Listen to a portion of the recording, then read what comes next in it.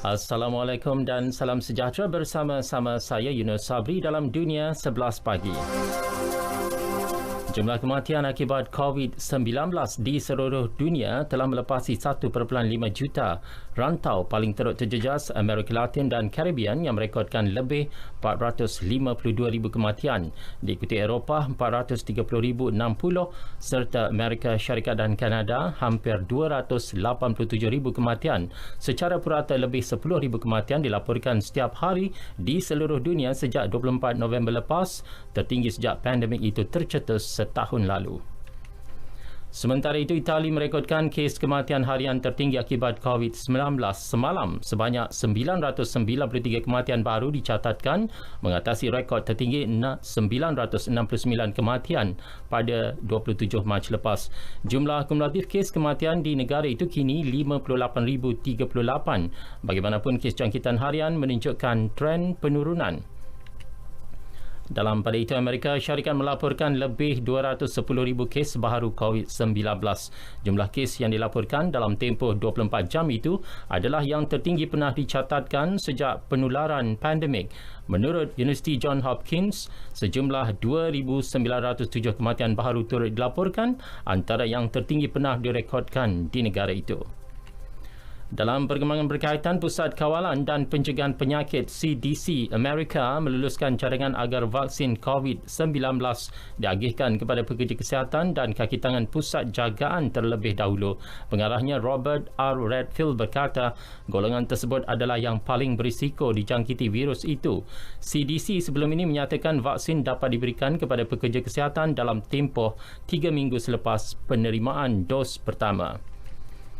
Perancis pula akan memastikan vaksin COVID-19 diberikan secara percuma. Jaminan itu diberikan Perdana Menterinya Jean Castex. Menurut beliau, fasa pertama suntikan vaksin pada bulan depan menyasarkan 1 juta warga emas di rumah-rumah penjagaan. Manakala bermula 14 Februari, ia akan diberikan kepada 14 juta individu berisiko diikuti masyarakat umum antara bulan Mac hingga Mei. Perancis telah menempah 200 juta dos vaksin yang dapat memanfaatkan 100 juta orang. Pihak berkuasa Gaza memperketat langkah membendung penularan wabak COVID-19. Kementerian Dalam Negeri menerusi satu kenyataan mengumumkan penutupan masjid, sekolah, universiti dan tadika bermula esok. Bagaimanapun, sekolah menengah dan pusat jagaan kanak-kanak terkecuali. Bermula esok, perintah berkurung pada waktu malam turut dilanjutkan dari pukul 6 petang hingga 8 pagi. Manakala bermula 11 Disember, perintah berkurung penuh akan dilaksanakan pada setiap Jumaat dan Sabtu sehingga hujung bulan. Pertubuhan negara-negara pengeksport petroleum OPEC dan Rusia atau OPEC Plus bersetuju mengurangkan pengeluaran minyak mentah sebanyak 500,000 tong sehari mulai bulan depan. Menurut timbalan Perdana Menteri Rusia Alexander Novak, keputusan itu bakal menyaksikan pengurangan pengeluaran kepada 7.2 juta tong sehari atau 7% daripada permintaan global. Langkah itu diambil bagi mengimbangi permintaan yang lemah berikutan gelombang kedua penularan COVID-19.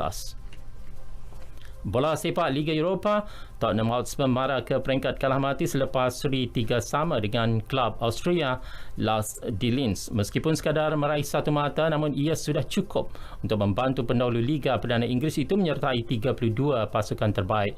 Selepas 5 perlawanan, Spurs menduduki tangga kedua kumpulan J dengan 10 mata, 2 mata di belakang pendahulu Royal Antwerp dari Belgium. Sementara itu, klub Italia AC Milan menundukkan Celtic dari Scotland 4-2 dalam aksi kumpulan H sekaligus layak ke peringkat kalah mati. Turut layak Villarreal, Lille, Benfica, Bayer Leverkusen, Dynamo Zagreb, Sporting Braga, Granada dan Rangers.